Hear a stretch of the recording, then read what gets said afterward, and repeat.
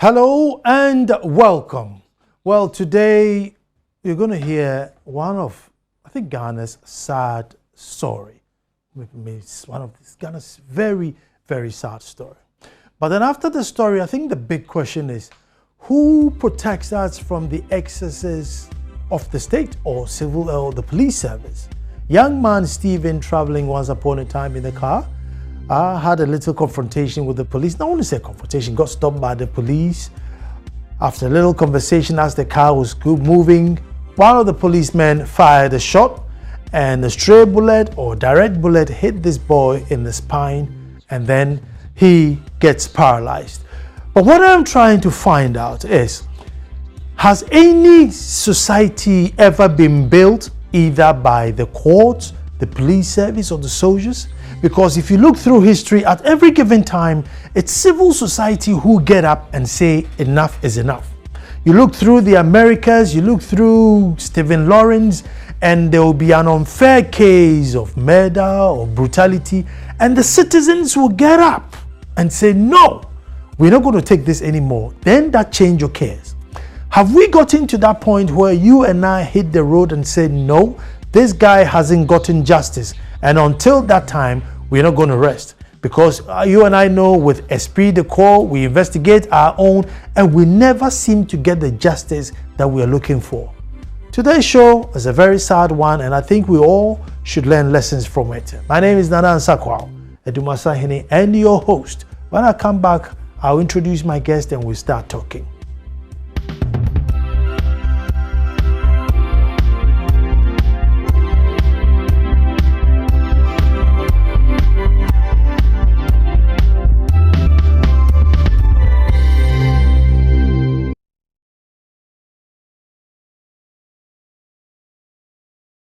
Introduce my guest. Let's just watch this inset to find out how the whole conversation started.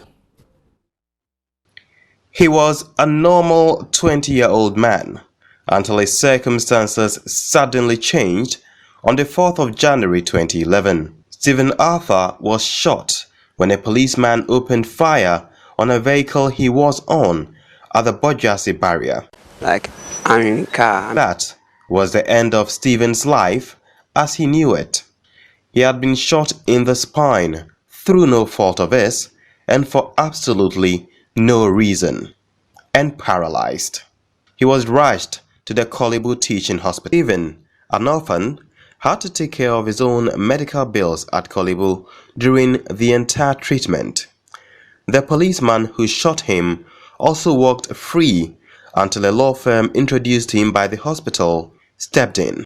When I'm Korle Bu, no policeman came and pay anything for me. When I discharged from Korle Bu, and they took me to police hospital. The policeman was arrested, and an investigation was conducted by the Police Intelligence and Professional Standards Bureau, PIPS. According to the report released on the 18th of May 2011, the policeman, number 40675, Constable Stephen Frimpong. I'm in a car. I'm coming to Kaswa.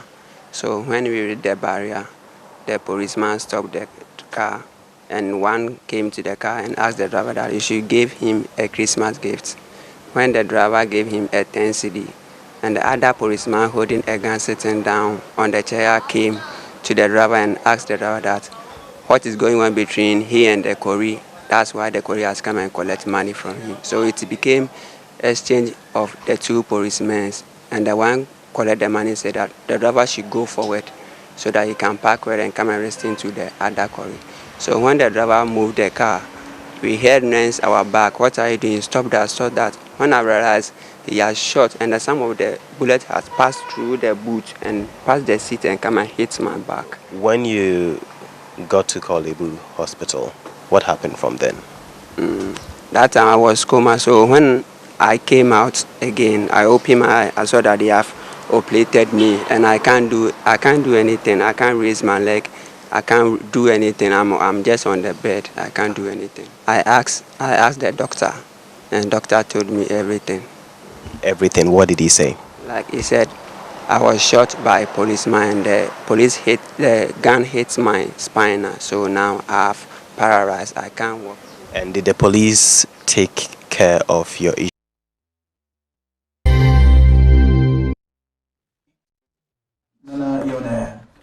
Well, sometimes you wonder why citizens, particularly in Ghana, would run to the media houses rather than to a police station. They find out anything is going wrong, and you would think they will call the fire service or the police or the ambulance, but no, they would ring a media house. And my gallant brother and colleague who did this story indeed has started yielding results. Kwabena Usuan Prechum, our own in-house journalist. Kwabena, you're welcome. Thank you, Nana. I'm still going to find him on Bantam. So he's not been on the show before, so then the snap back. And see, Martin is not going to pay snap.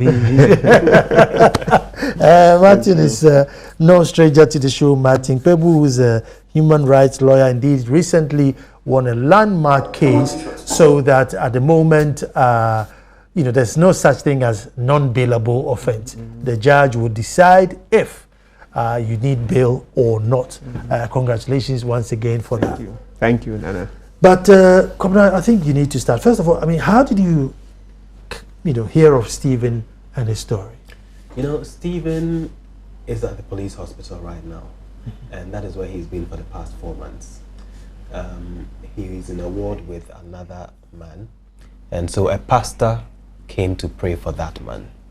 Then he called the pastor and told him, I want you to pray for me, looking at my condition. I don't feel well.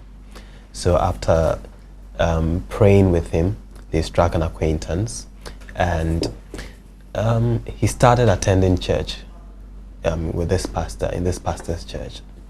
So it was this pastor and the wife who thought, no, this guy, after listening to his story, they realized that there's been some injustice. And so it involved the police. They refused to act. He didn't want to go back to the police. So he gave us a call, he gave me a call, and told me to listen to Stephen and see what we can do. I listened to him and I thought his story is something we should share and we should get justice for him. Wow. Let's just go through his story. He was traveling from Accra to Kaswa. Yes. It was January 4th, 2011. And he and some, boys, 3 boys, they got some small car, Nissan March, and they were just going about having their fun. So they got to this Bojasi barrier. There's a barrier on when you're going to Bojasi. And like he was saying, there were 2 policemen. One had an AK-47. He was standing somewhere, and there was one at the barrier. When he got to the barrier, the policeman was like, hey, it's New Year and all that. Won't you give us anything? Then they gave him 10 cedis. And the other policeman, seeing what was transpiring, said, hey, what are you guys doing? Wait, let me come in, let's talk. So the one standing there said, okay, you move forward and park so you can talk to him.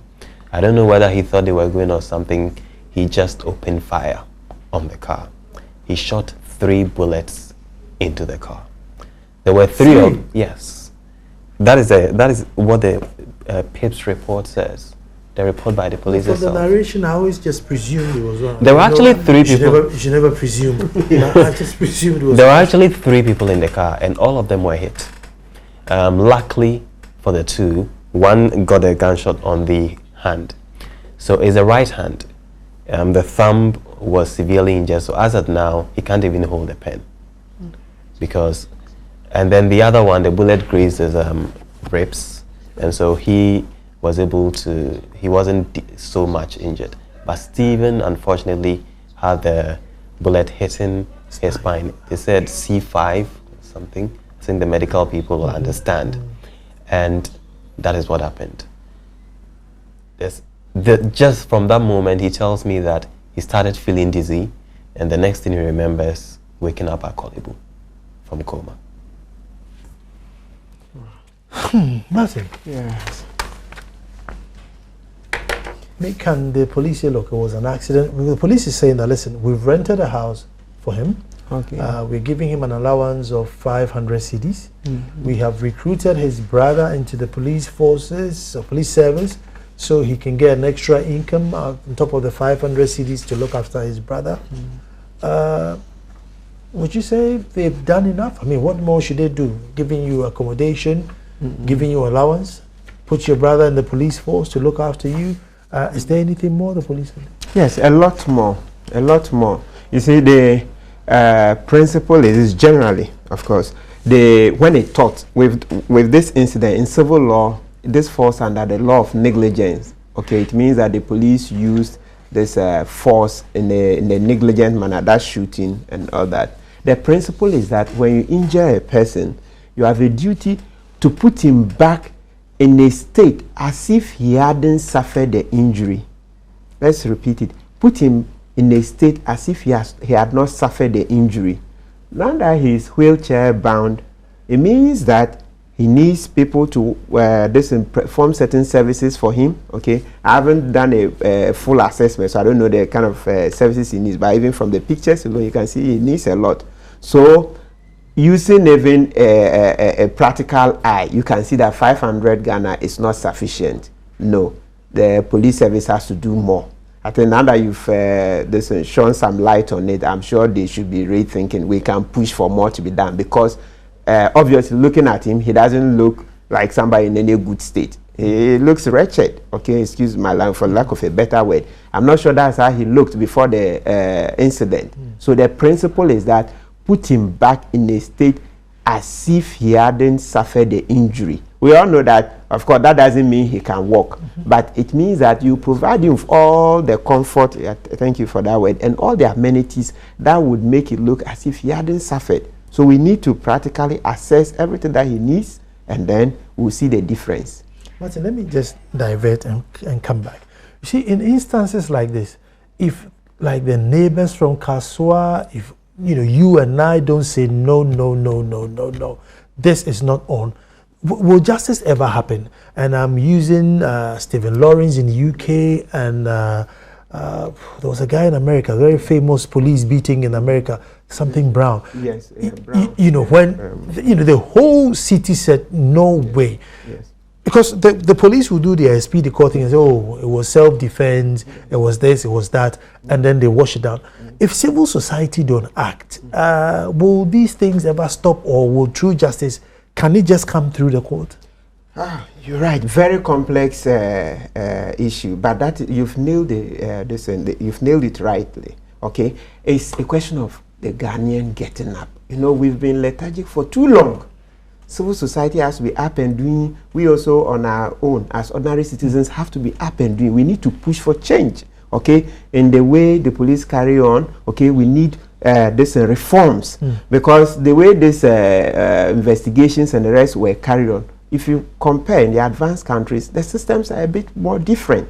Okay, so we need to learn from them. We need to change, but I think a lot of it comes from us as citizens. But I think, just as you mentioned, civil society getting up and I think a bigger chunk of the job is also what you are doing by shining light on it. Now the whole world will see. I'm sure the police, wherever they are, a lot of them will see this program, and then they would begin to reassess. So it's not as if everything is settled. The case can be reviewed, especially to the extent that that was not a decision of a court of law. So from this program, I think since Mr. Amprechumi is the one doing it, he can follow up more. If depending on the information he gets, we can be in touch, and then I have a number of friends. Then we can look. But that is it. We all need to get up. Brother, 2011. 5 years. Has he always been in a rental accommodation for the last 5 years, or? Yeah, and I'll answer your question, but before that, he talked about the state of Stephen. Now, the case went to court.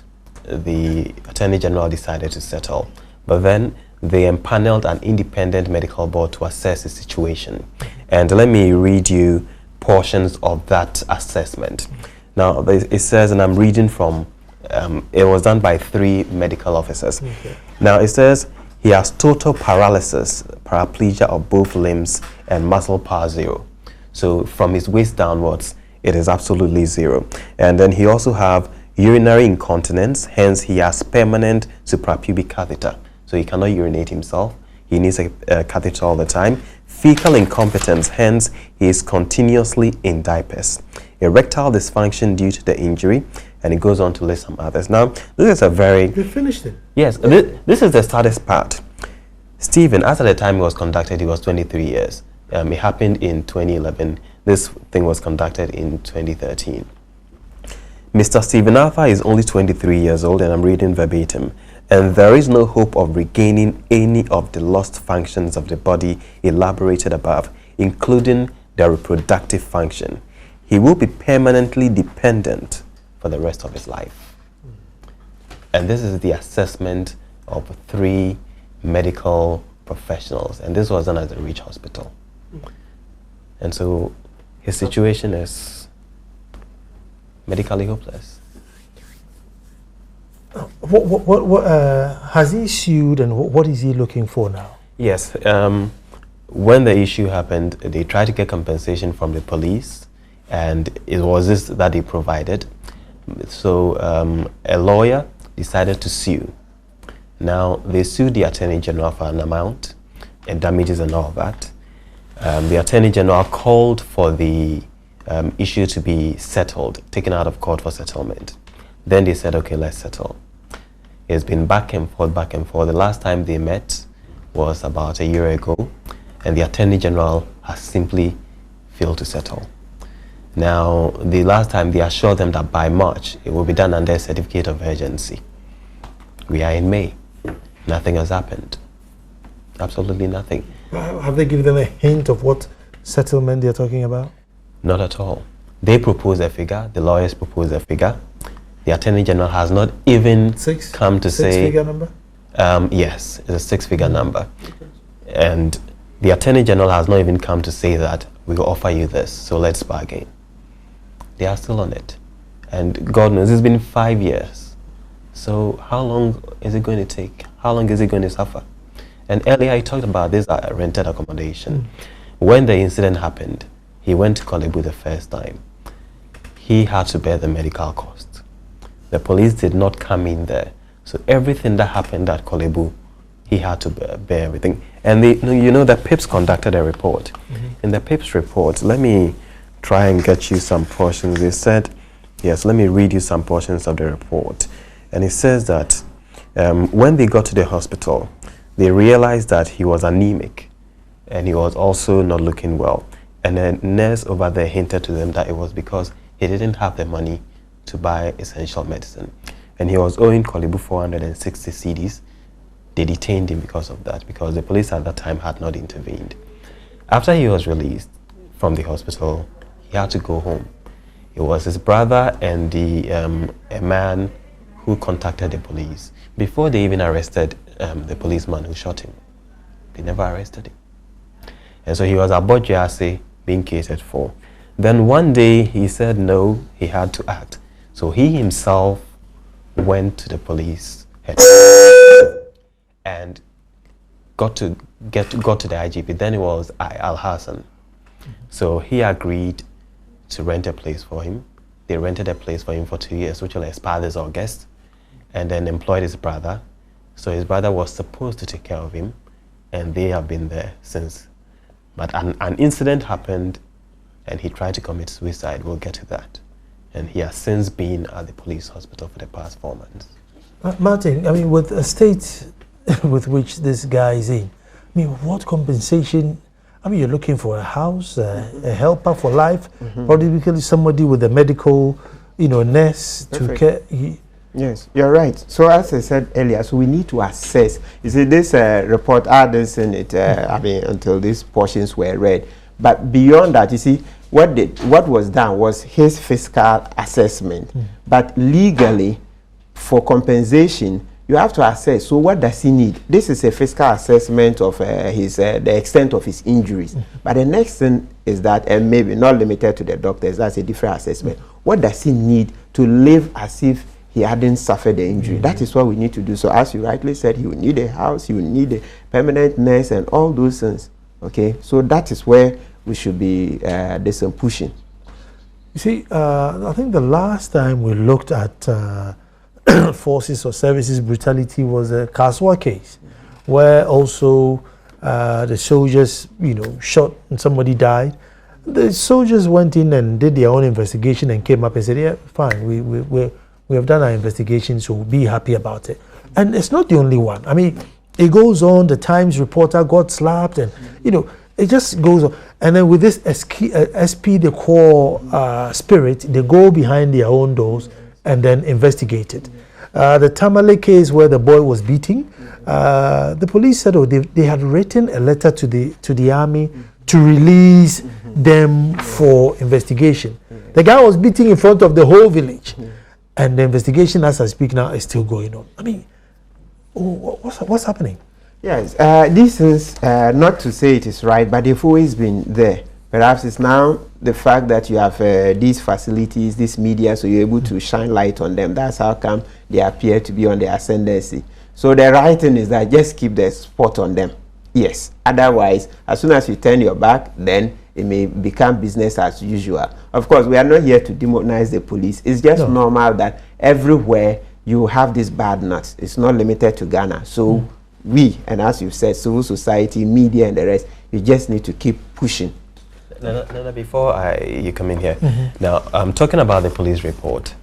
For the first time, the police PIPS actually produced a report which indicted their own. Wow. Yes, and if you have time, I can read you a portion. Let me take a quick break, and then when I come back, we want to hear that, because we are also of the belief that when the services do their own investigation, it's sort of biased. So we hear what they said. But before I go, let me remind all of you Guarantee Trust Bank customers that if you didn't know, well, you can now buy airtime from the convenience of your own home or office using the GT Top-Up service by dialing the short code *73#. Guarantee Trust Bank is rewarding customers who are yet to activate the GT Top-Up service from Monday, 15th February to 14th May 2016. The first 20 customers who activate the service daily and buy a minimum of 20 Ghana Cedi airtime on any network will be rewarded with 5 Ghana Cedis worth of airtime. To activate the GT Top-Up service, dial *73# on your mobile phone, enter your GT bank account number. You are then required to key in a 4-digit secret PIN and confirm it to complete the activation process. GT Top-Up is the most efficient and reliable means to buy airtime for yourself, family, friends, anywhere and anytime. The short code is *737#. *737#. Remember, terms and conditions apply. GT Trust Bank, wouldn't you rather bank with us? We're going to take a short break and we're coming back.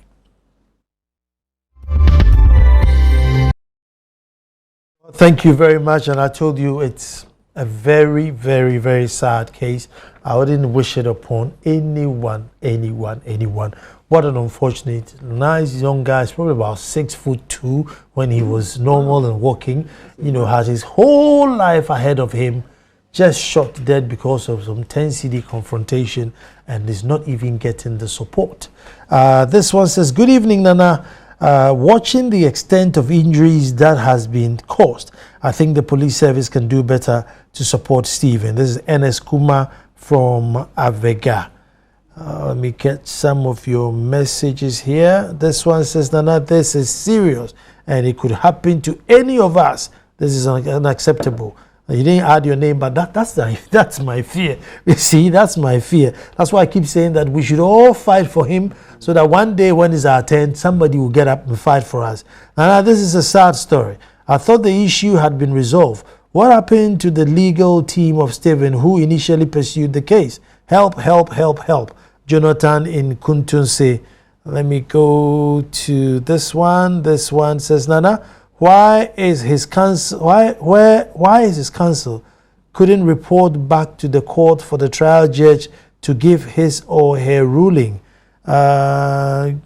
Greetings to my learned lecturer, Martin." This is by Kafui.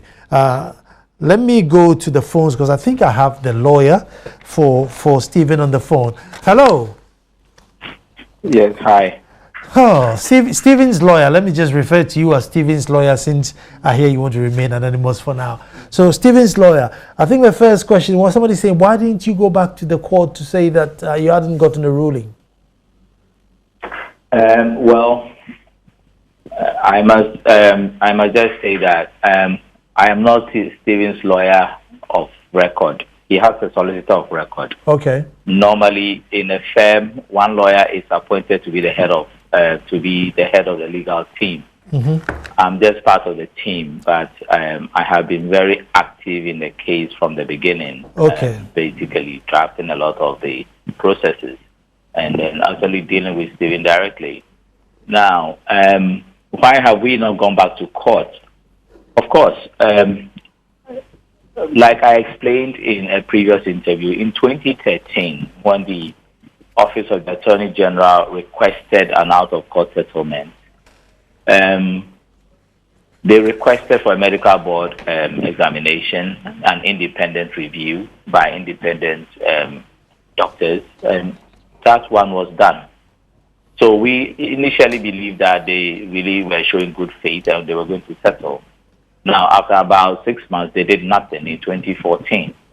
Now, that medical board review report was ready by the end of 2013. So by middle of 2014, when they were dragging their feet, we filed what we call an notice of intention to proceed, meaning that we are going back to court. And we did go to court. They came back to us and with a letter and asked for receipt and other things.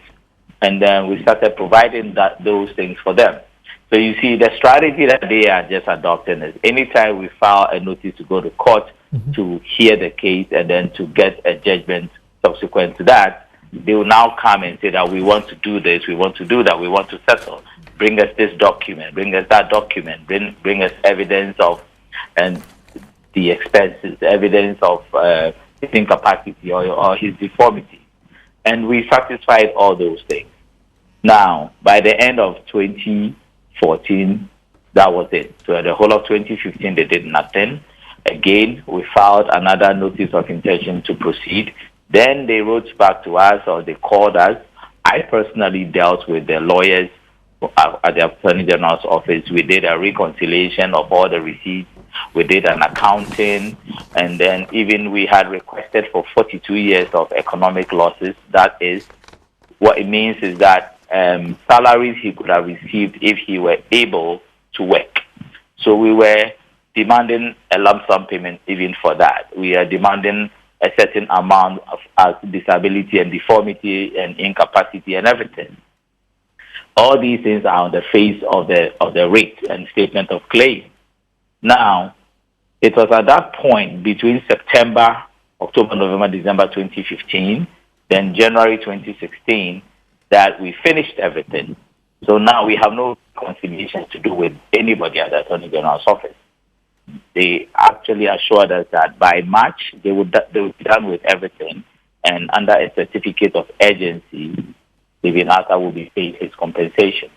What it meant was that after our meetings and reconciliation, they were going to make a recommendation to the Attorney General, and once we agree on the figure, if let's say it's 1 cedi or 2 cedis, then we will advise our client that this is the agreement that we have reached with the Attorney General. On the certificate of urgency, they will send it to the Ministry of Finance and then to the Controller and Accountant General, and then the check will be issued for Stephen. Then he can move on with his life, leave the police hospital, buy his own house, equip it with everything that will make his accessibility and his life very comfortable. He intends to go back to school and everything. They've not done that. So it's not as if the lawyers are not doing anything. We have been doing it. Now, on the flip side, I have to explain this, that one thing that I've seen in this country, in the legal practice or in our court systems, which unfortunately is not parallel to the ones that some of us are used to in, let's say, the United States of America or the UK. Now, a lot of lawyers use the court processes and procedures to unnecessarily delay cases. We may go back to court. They could come in with one motion after the other, drag their feet, do this, do that, and the judge's hands will be tied if it's a hearing until all the witnesses have been heard, the judge cannot render a verdict. If all the processes have not been exhausted by them, they would be in their interest. They'll be interested in dragging their feet. They may not show up. And don't forget that in our court system, January to July is when the courts are actually active. Then you have the legal vacation till the end of September, first week in October. Then from October to December, there's the Christmas season. The courts are not that active. So as far as my analysis is concerned, you have just about 7 or 8 months of active court work. And you go to court and sometimes the judge is not present or the other lawyer is not present. It's being adjourned. Then it will be adjourned for 2 weeks or 3 weeks or a month. So it eats into the 7 months window that you already have to actually litigate a case. But this is not a case that should even drag for more than 3 months, because the police reports from the PIP's office indicts the police as culpable and liable. It is stated in it. Now, they themselves have been giving money to our clients, giving us as the victim. That is a further admission of guilt and liability. Now, they have employed, recruited his brother, his older brother, into the police service, paying him a salary, rented a room for him, just as the police spokesperson, the police PRO, Steph Arthur said, Superintendent Steph Arthur said, that they are paying his brother to care for the victim. Now, the victim, that is also another further admission of liability. So, technically, there are really no issues that need to be tried in court. So, the Attorney General is privy to all this information. That is why they are showing willingness to settle. But as to the expediency of the settlement, that is what baffles us. Yeah, I was just, funny enough, I was just going to ask you that. Maybe it's an unfair question for you, but from the AG side, I mean, is Stephen's case not exceptional enough for them to say, look, let's just look after this boy so at least he gets his life? I don't know. Does law means that just impediment? No. Law does not mean impediment. Let me give you some examples. Recently, we heard about shootings in the United States. Blacks being killed by certain police officers in certain states in America. Yeah. They have been compensated. The families have been compensated already. In one case, I believe in the state of Ohio, they paid the family recently a sum of about $8 million. And I think the shooting occurred barely a year ago. They settled it because they don't want the agony of the family, the anger of the community to drag. Unfortunately, in this country, how many people know about Stephen Arthur's plight? We started quietly. Joy FM, if they had not found Stephen Arthur in 5 years, we cannot run to the media.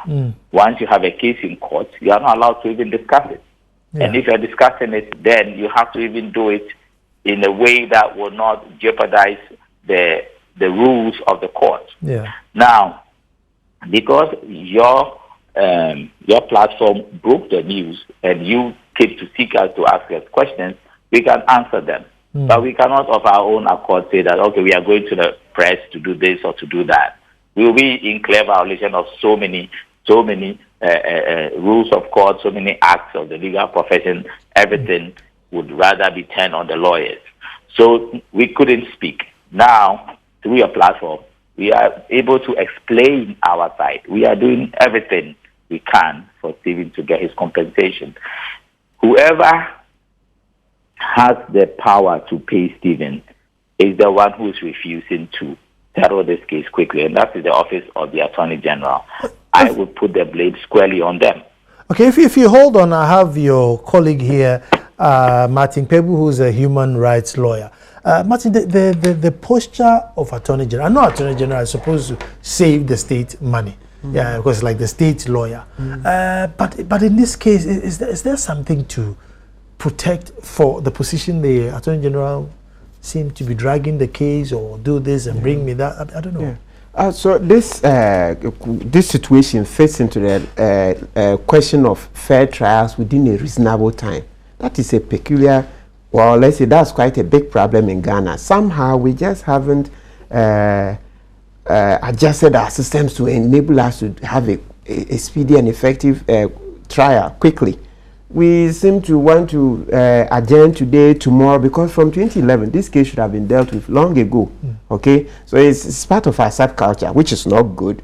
It's not good. The AG may say we want to do due process, bring this, bring that, but as my learned friend just referred, and I support that. If you compare with other jurisdictions, quickly, within a year, look at the examples he's citing. Why should this take 5 years? You see, so that is where we should be thinking about changing. We should change the posturing, we should change the attitude. That subculture, this time, lack of respect for time, is just destroying so many things. That's why Stephen's life is withering away.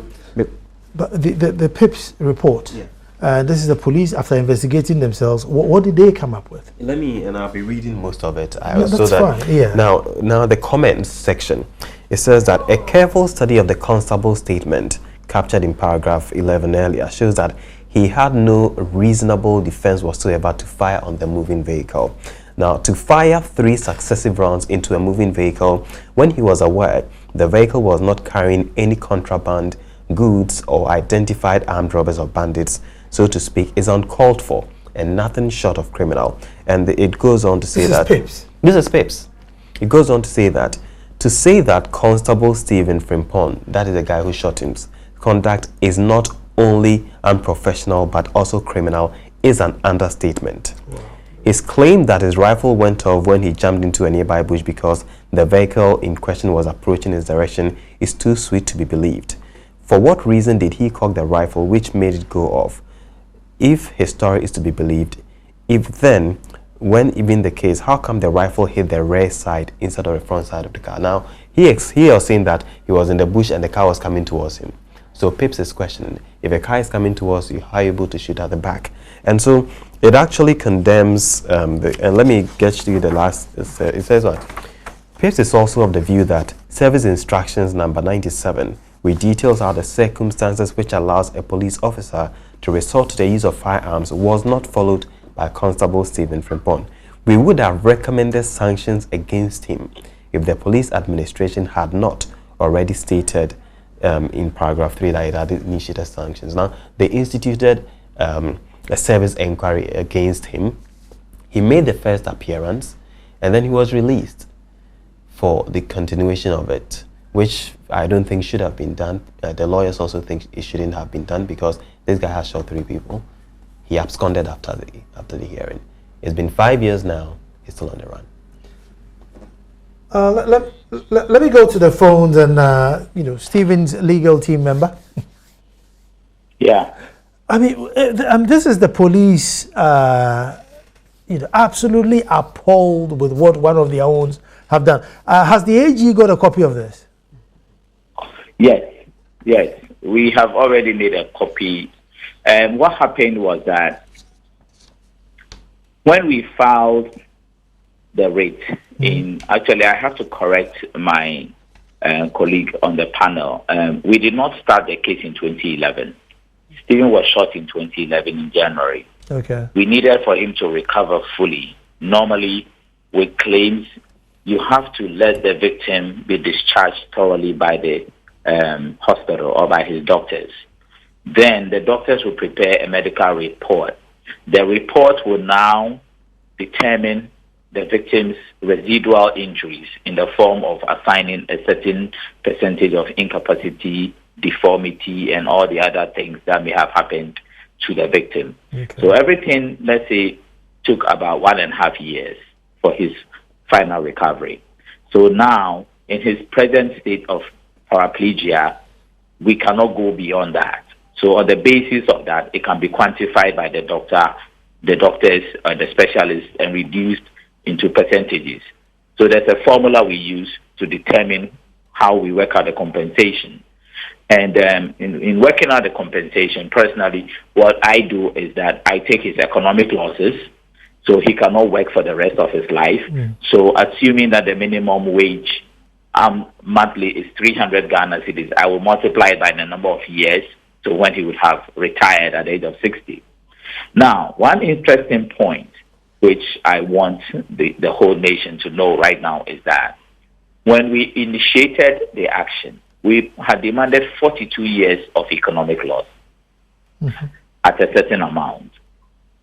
Last 3 months, when we were doing the reconciliation, let's say in January of this year, with one of the lawyers at the Attorney General's office, Pat Danso, what happened was that she had actually raised an objection that he was 20 or 21 years when he was shot. So if you subtract that from 60 years, you will not get 42 years. I mean, we got it wrong. We were demanding 42 years, but actually the correct figure should be 39 years. So we wrote a letter back to them amending our demand, reducing it from 42 years of economic loss to 39 years of economic loss. So these are all, it may seem insignificant, but it may seem very little, but it is a very significant point. And it is a very significant point of admission of liability. You see, the issue of liability is not disputed. It can never be disputed because the police report is clear. The actions of the police is clear. So let me, sorry to come in. You say you're working with the minimum wage? You see, normally I'm working with the minimum wage. The reason why 8 Ghana cedis a day? Pardon me? 8 Ghana cedis a day? At the time when we filed the rate, I don't know whether it was 8 Ghana cedis a day, but let me explain to you. Yeah. Now, we do a lot of claims, especially, let's say, with accident cases against insurance companies. Now, if, let's say, somebody is paralyzed and you demand, let's say the victim is 25 years old and you demand 35 years of economic loss, yeah, at, let's say, a current monthly salary of, say, 500 Ghana cedis. Don't forget that they are paying you all that money up front. Let's say you settle the case within, say, 6 months. They are paying you salaries that your client would have earned in the next 20 to 30 years, right? Yeah. So their argument will be that I understand where you are trying to come from. Why don't we do it in increments to say that, let's say the first 5 years, his salary will be say 500 Ghana cedis. Then the following 5 years, 10 years, his salary could go up to 800 Ghana cedis, then 1,000 Ghana cedis. Now, the counter argument to that, and the first thing to us is that if we are getting that money lump sum now, we can invest that money now. So even if we invest it at the treasury bill rate of 25% or in a fixed deposit, the increments will be given automatic, you see. So it doesn't really matter whether we peg it at the minimum wage now or we do a calculation based on increments over the next 30 years. I hope you follow what I'm saying. Okay. So that portion, it really doesn't matter to us. What matters is that if we are asking for 500 Ghana cedis for 35 years, we want that money within a reasonable time so that if it is invested, the value of the money is not lost. That is just the economic aspect of it.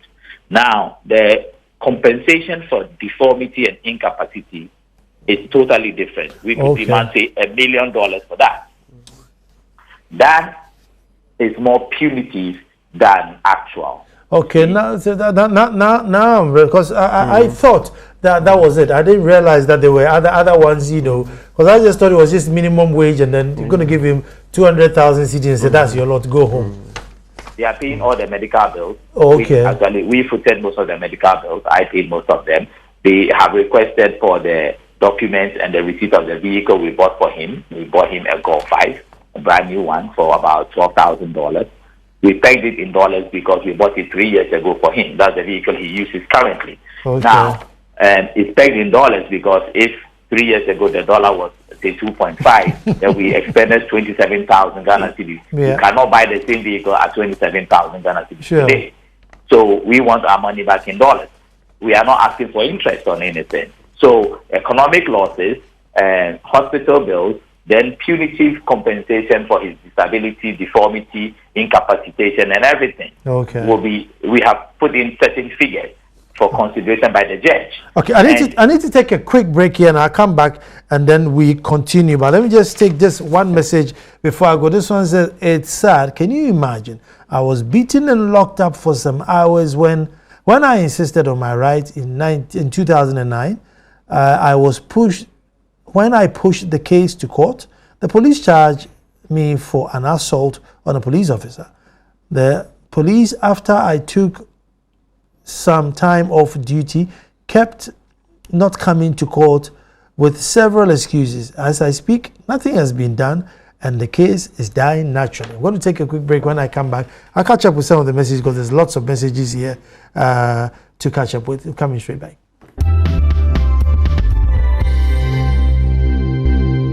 Well, thank you very much. What a downer.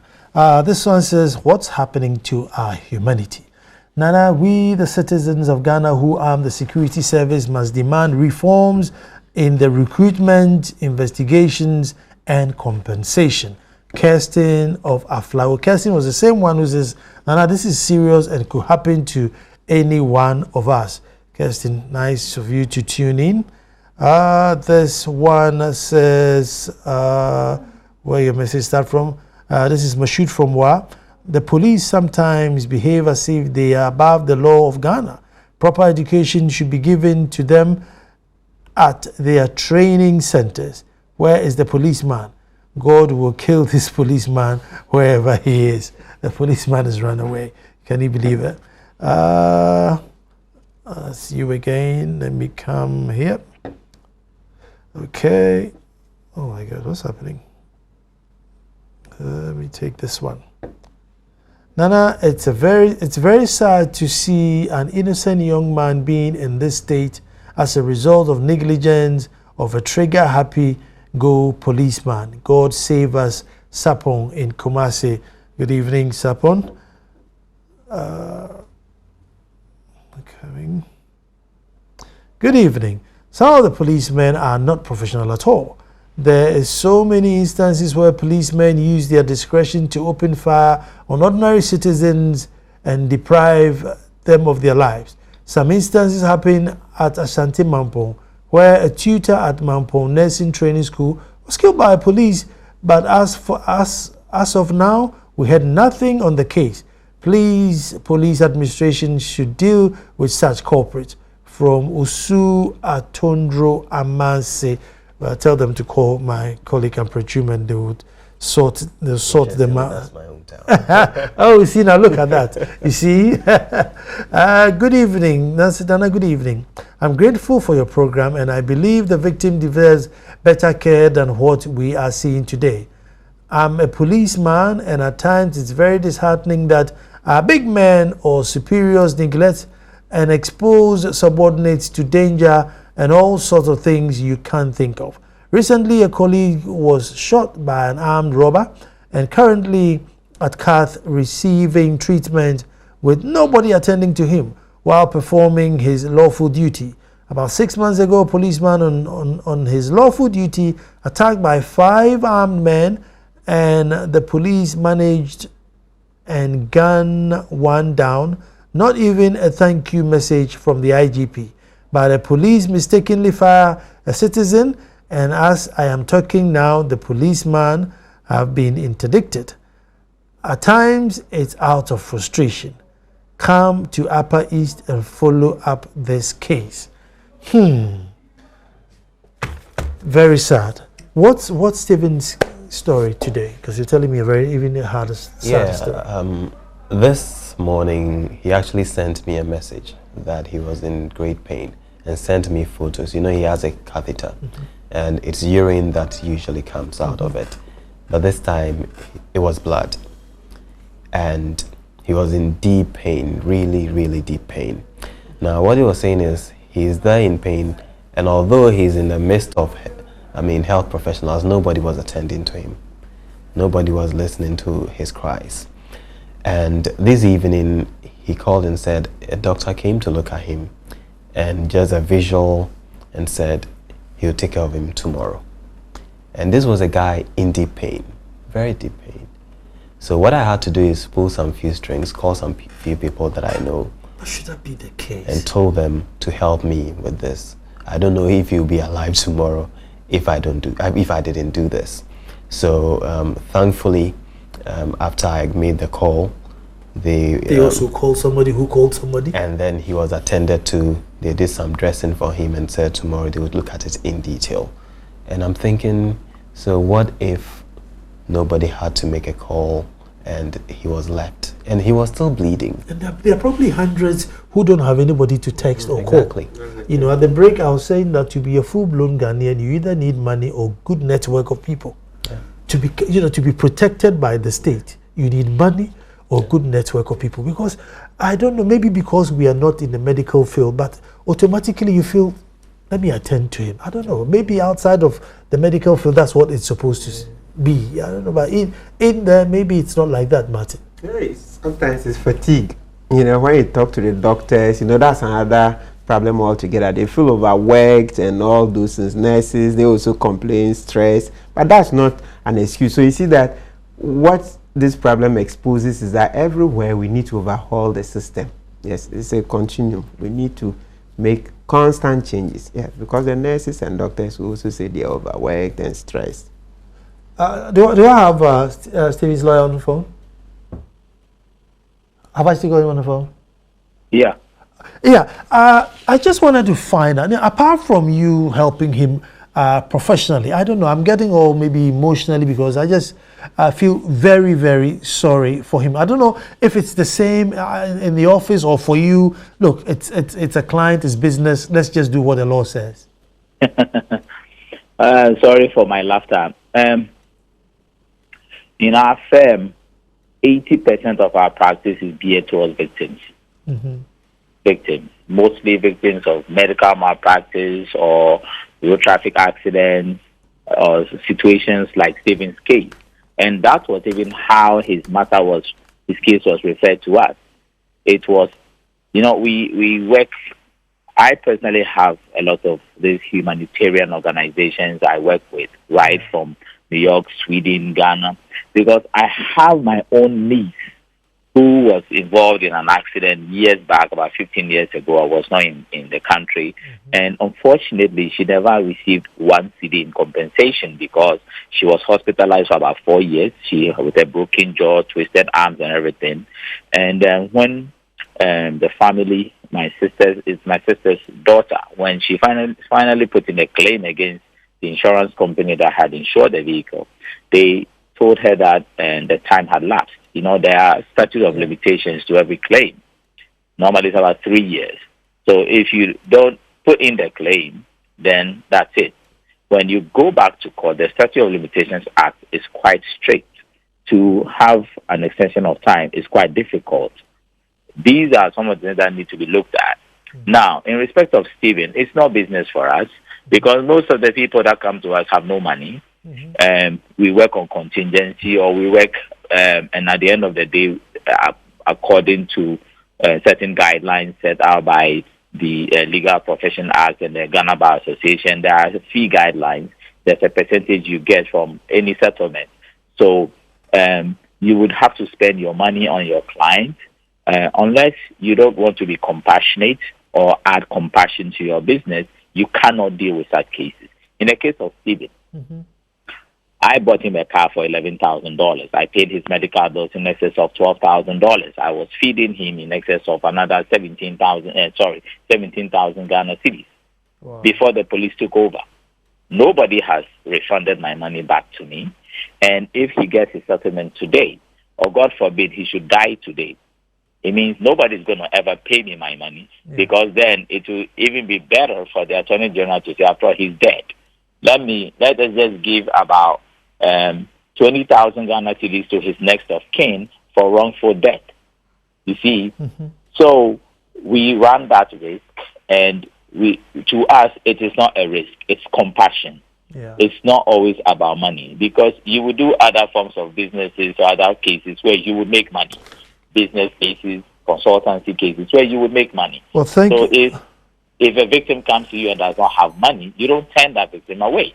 Thank you very much. Like that. That's what we've been doing over the years. And to add to what one of your, I think, I don't know whether it was Akwechubu was talking about his catheter issue. Just this evening, actually before the doctor finally went to take care of the catheter, we had actually called his previous doctor at Kolebu, Dr. Mauli Ametepe. And we were trying to find ways and means. I am talking to some other lawyers who know some other doctors, and we were trying to just get him out of the hospital. I mean, he could request that he should be discharged against medical advice. And if he's discharged against medical advice, if they are refusing to take care of him, because when I called the hospital on his line and requested to talk to the nurse on duty or the matron, I could hear clearly the lady yelling back, what? Because the gentleman who took the phone said, oh, one of Stephen's back on. That's what he said. I'm not talking to anybody. I'm not talking to anybody. You see, they God. have been directed not to talk to anybody who will call in respect of Stephen. They are, in a way, cautious. Don't forget that there are police officers there at the police hospital. So, in the police system, there's a certain hierarchy that you must follow. If you go against that, you can be sanctioned by your superiors. It's as simple as that. Unfortunately, that's all my time I have. But thank you so much for at least coming on board and explaining what happened. But let me just take this message. This guy's story is very sad. Why are we treating humans' life like dogs? This is a human being, for Christ's sake. God have mercy. I pray for divine healing for this guy.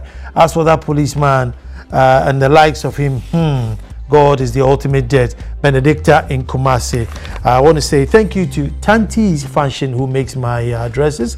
So if you want any of my shirts, ring 024 366 2001. 024 366 2001. Tanti's Fashion. Just get to anywhere, airport near Nyaho, give them a call. And if you like any of my shirts, you can get one from there. But gentlemen, thank you so much for bringing this to light. And your reward is in heaven. Folks, tomorrow we'll be back to do this all over again. And I'm sure as the case develops, we'll bring it back up again. Thank you so much. And somebody wants your number, so when we finish, you need to get in touch. PM Express was brought to you by